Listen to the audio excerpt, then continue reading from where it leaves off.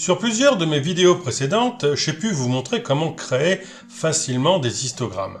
Si je reprends par exemple ici, ce tableau, je vais supprimer l'histogramme qui existe déjà, je sélectionne de la cellule A1 jusqu'à la cellule D7, insertion, histogramme, je choisis le premier, voilà, mon histogramme est créé, je n'ai plus qu'à le personnaliser. Donc ça, c'est la méthode habituelle. Sauf qu'en réalité, tout ça ne sert à rien.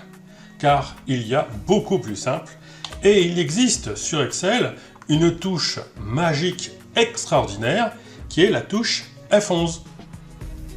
Je vais tout d'abord cliquer dans une cellule au hasard de mon tableau, n'importe laquelle. Puis, j'appuie sur la touche de mon clavier qui s'appelle F11, ou FN F11 pour ceux qui utilisent un ordinateur portable. F11, et voilà, mon graphique est créé automatiquement. Pas besoin de sélectionner le tableau. Excel va déterminer lui-même le tableau de données à partir de la cellule qu'on avait sélectionnée et il va générer une nouvelle feuille dans laquelle il va placer notre histogramme. Il ne reste plus qu'à le personnaliser. Je change le titre, par exemple ici. Suivante. Je peux éventuellement changer le style de mon graphique, comme ça. Je peux éventuellement ajouter des éléments. Tiens, je vais ajouter une table de données. C'est l'occasion de vous montrer cette fonctionnalité avec les symboles de légende.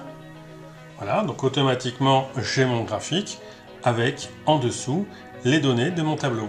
Alors ça, c'est très intéressant à rajouter quand vous avez une feuille graphique, puisque derrière, on ne voit pas le graphique et on ne peut pas imprimer les deux.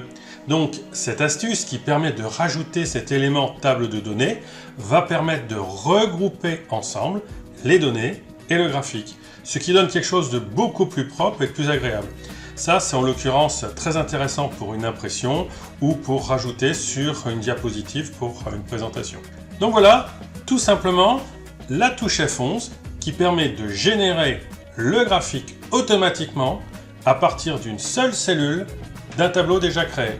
Et après, c'est à vous!